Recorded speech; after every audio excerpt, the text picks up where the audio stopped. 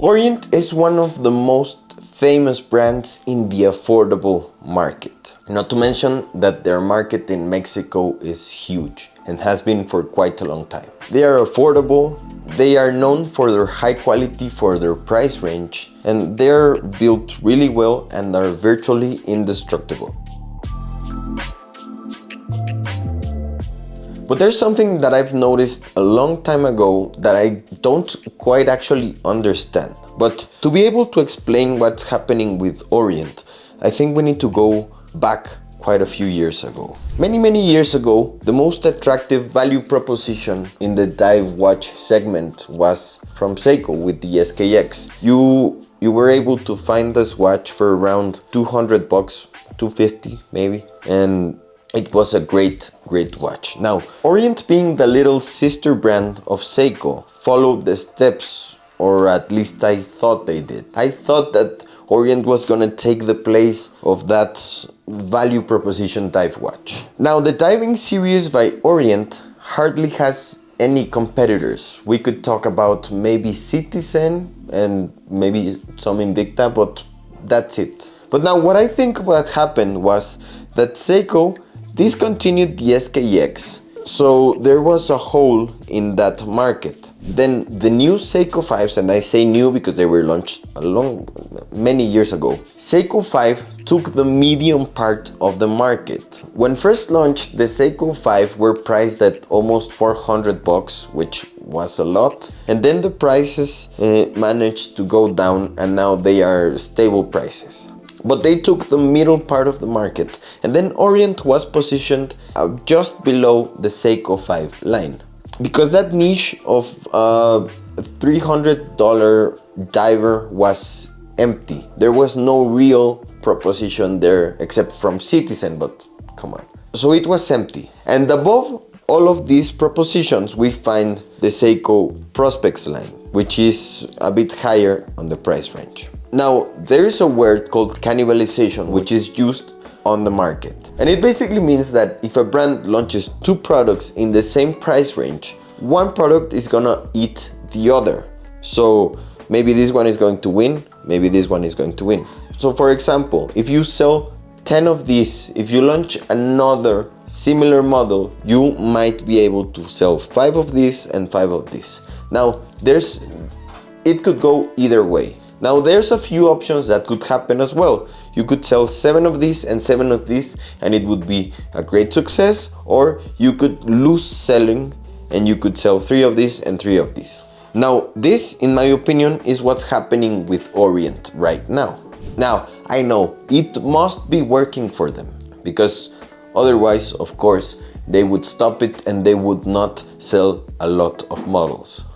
But now, instead of introducing 2 options like the market would do, they introduced 4 options and the 5th a bit above in the price range. Now let me explain all of the collection that we have in the Orient Divers collection. First, we have the classic, which is the Mako.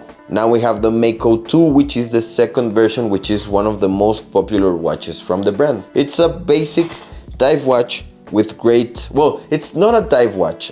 I really need to explain that. It's not a dive watch because it is not ISO certified, but it has all of the bells and whistles. We have a rotative bezel, we have a screw down crown, of course we have aluminum bezel, we have mineral crystal, but it's a basic watch that for $192 makes sense. It really makes sense because it's a great value proposition. Now then, we have the Ray. Of course, all of these models have the in-house movement, which I don't really know why we make a lot of fuss when an expensive brand says they have an in-house movement, but when an affordable brand just like Orient or Seiko say they have an in-house movement, we're like, yeah, we know.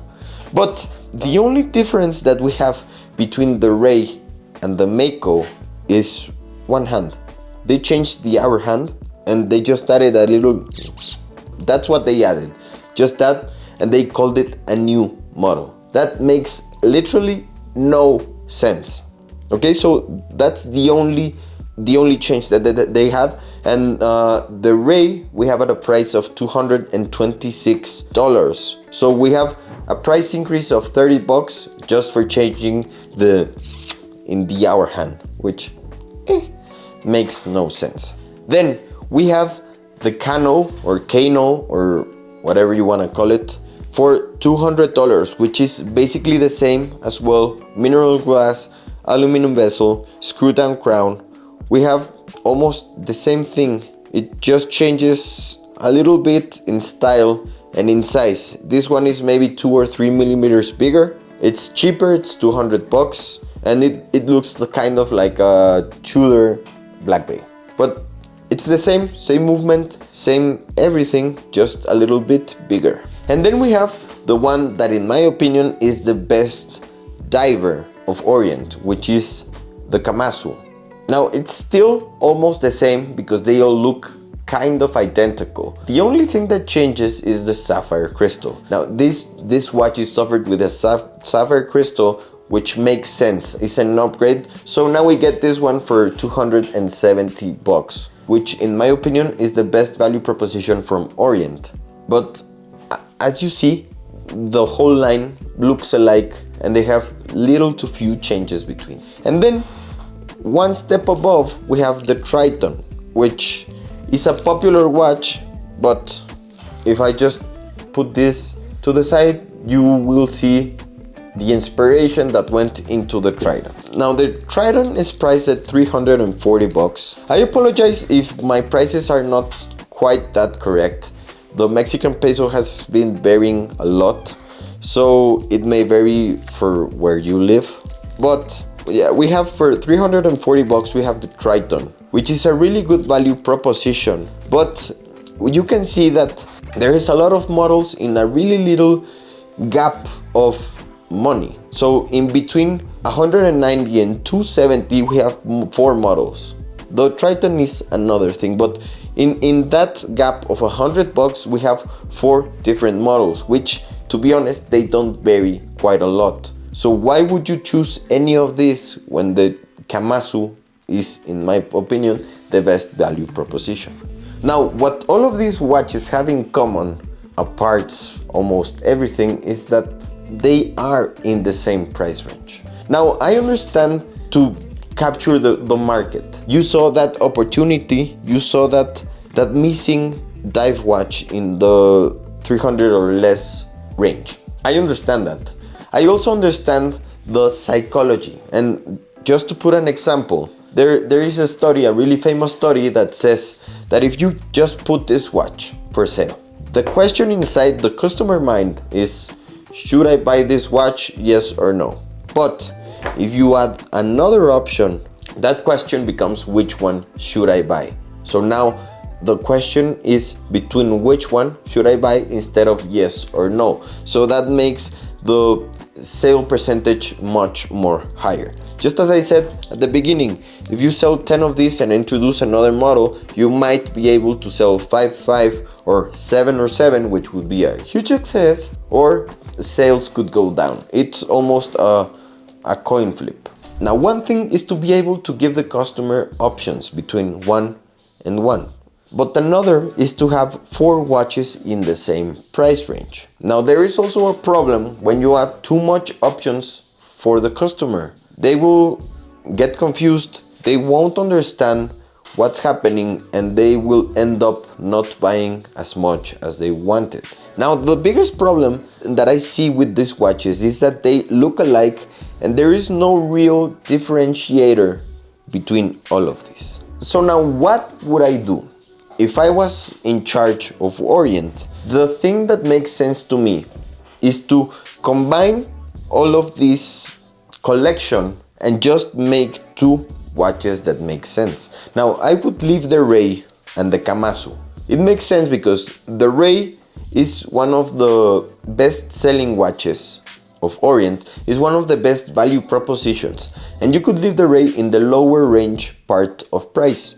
I would price this at $150, and the lower part, there is basically no other competition for this watch in this price range. Maybe we could talk about the Invicta Pro Diver, but I really think that the Orient is better. So I would leave this one below, and then I would leave the Kamasu a little bit above, just at priced at $250, because it makes sense. It makes sense to upgrade the watch for $100 with sapphire crystal, because that's what you want. You start with this, you fall in love with this, and then you're like, yeah, I want the sapphire crystal version, so you upgrade.